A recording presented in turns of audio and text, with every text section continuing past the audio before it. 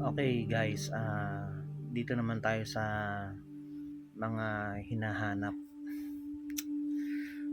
Anong movie yung hinahanap na nawawalang isda? Very good. Finding Nemo. Yan. Ano naman ang movie na hinahanap yung asawa ni Marian Rivera?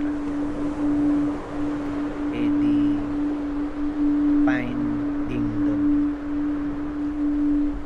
Ano namang movie ang hinahanap yung mga parts ng bahay dahil bumagyo, lalo na yung mga lawan, mga plywood? Eddie Finding Dory. Last na, ano naman yung movie na laging hinahanap ni Darna? Eddie Finding ang bato.